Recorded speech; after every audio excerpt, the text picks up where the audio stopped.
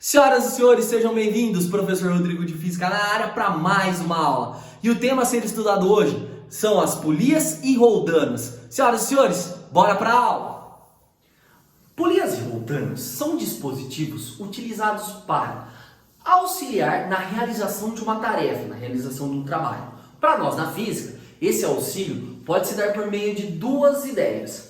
Ou a polia ela vai mudar a direção e o sentido da atuação de uma força, facilitando a sua aplicação, ou então ela muda o valor da intensidade da força necessária para a realização dessa tarefa. E por isso, nós vamos ver que as polias e roldanas irão se dividir em dois modelos, duas formas, certo? Temos a polia do tipo fixa e a polia do tipo móvel. Vamos dar uma olhadinha como é que elas se comportam na grande maioria dos exercícios.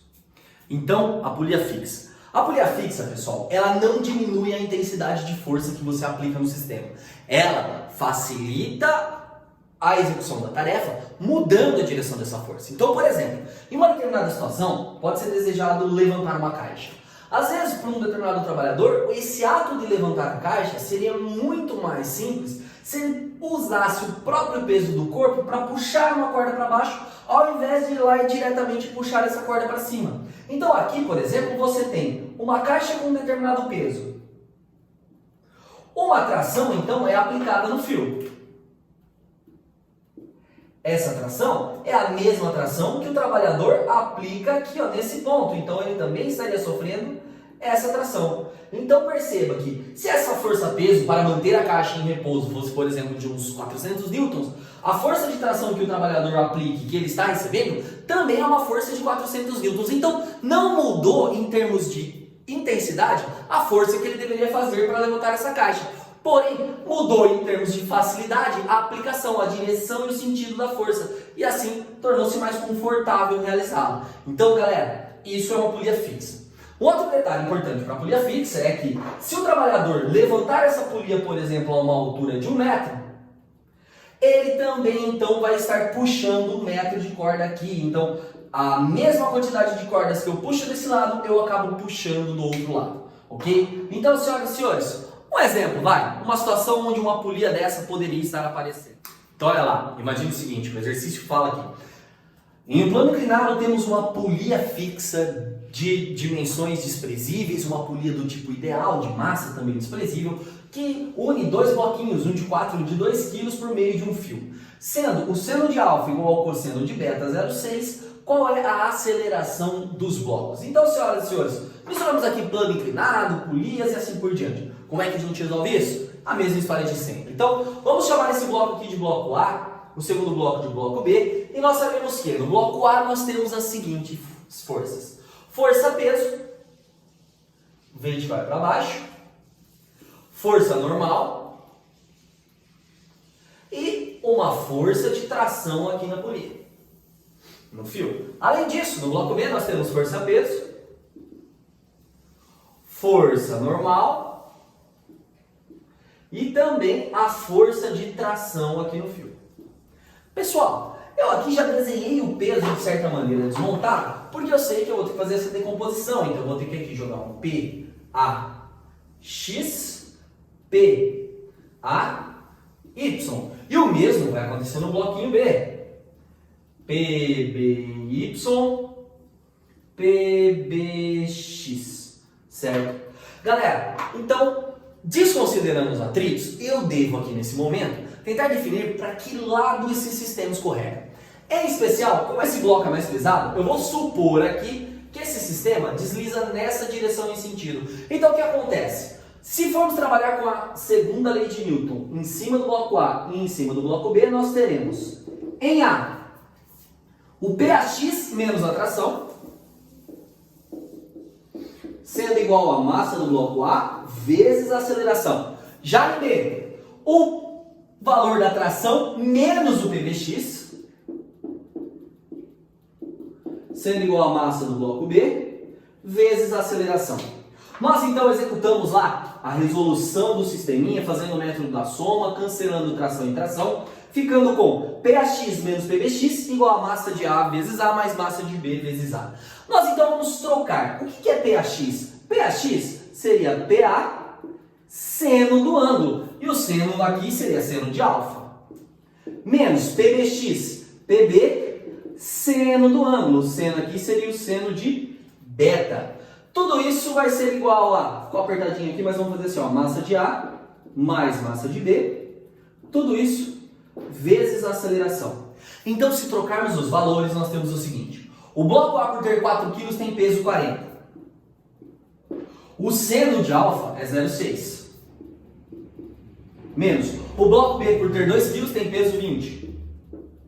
Vezes o seno de beta. Como o cosseno de beta é 0,6, o seno de beta só pode ser 0,8. Tudo isso vai ser igual a massa de A mais massa de B vezes a aceleração. Pessoal, 6 vezes 4, 24, menos 2 vezes 8, 16, igual a 6 vezes A. De 16 até 24, eu tenho a diferença que é 8. 8 dividido por 6, essa aceleração aqui, então daria 8 sobre 6, 4 terços de metro por segundo ao quadrado. Então aqui com o uso de uma polia, perceba que o valor da tração não foi modificado, pois se trata de uma polia do tipo fixa. Mas o que acontece quando a polia é do tipo móvel? As polias móveis, elas não só facilitam na execução da tarefa por mudar a direção de aplicação da força. A polia móvel, ela também muda a intensidade da força necessária nessa aplicação. Então, por exemplo, se aqui nós temos um objeto que tem um certo peso P, e ele está preso por uma corda ligada a uma polia móvel, o que vai acontecer?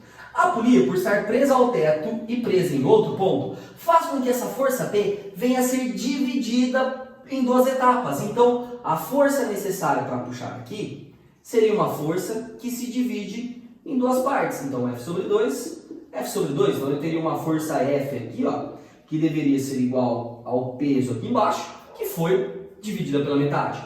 Essa força F sobre 2, mais uma vez, pelo fato de termos mais uma polia móvel, seria dividido de novo, agora ficando como F sobre 4 e F sobre 4, porque F sobre 2 foi dividida em duas cordas mais uma vez. E isso aconteceria sucessivamente, dependendo do número de polias que você tem aqui, certo?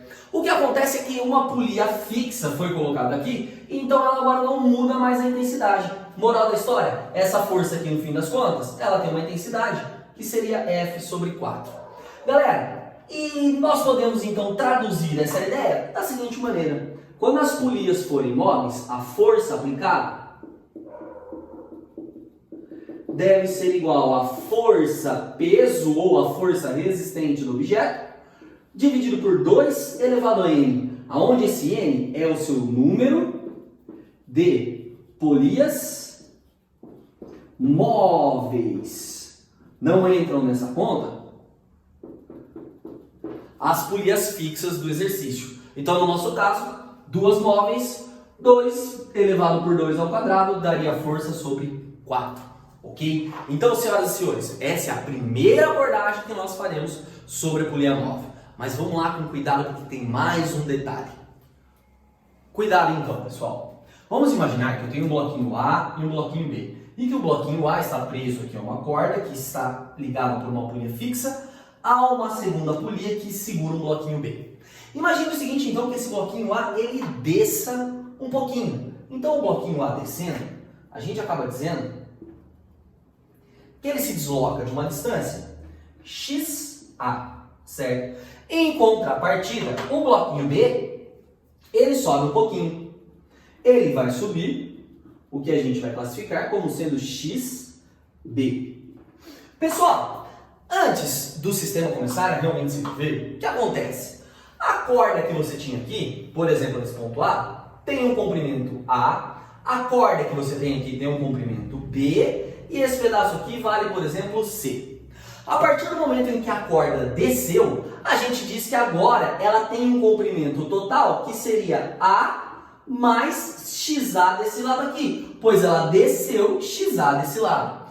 Já ali em cima, ela subiu, ela ficou mais curta, então esse B aqui, ele diminuiu. Então aqui eu teria B menos XB, que foi o que o bloquinho B subiu. E ali na C a mesma coisa, eu teria C menos XB, que foi o que o bloquinho subiu.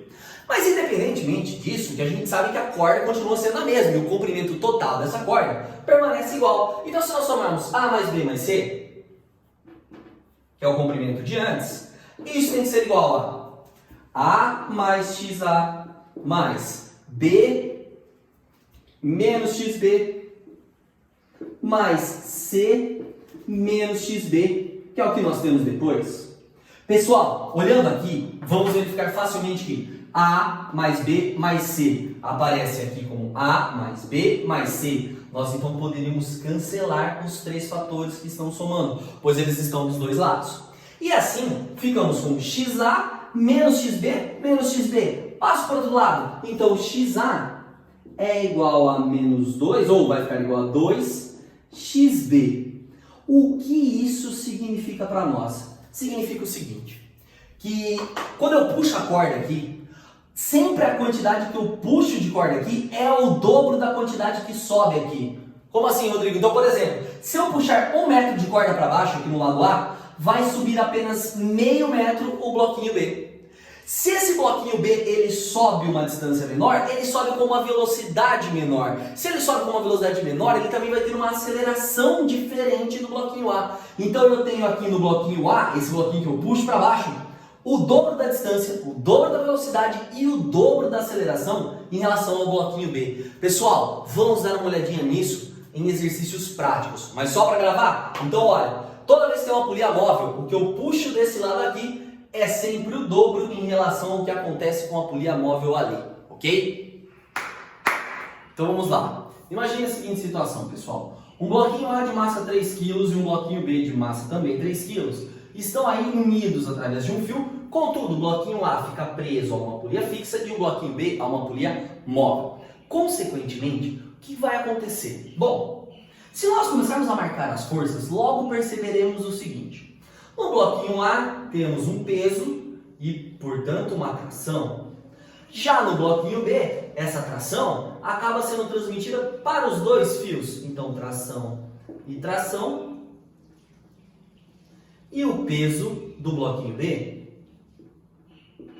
Assim, enquanto o bloquinho A fica sendo somente aí forçado por uma tração, o bloquinho B atua sobre ele duas trações. E aí o exercício quer saber qual é a aceleração do bloquinho A, qual é a aceleração do bloquinho B. Então, vamos lá, moçada. Se nós partirmos para a aplicação do nosso sistema de força resultante, chegaremos na seguinte ideia, que em A, supondo que ele desce, pois apenas uma força está para cima, falaríamos que o peso de A menos a tração de A é igual a massa de A vezes a sua aceleração A.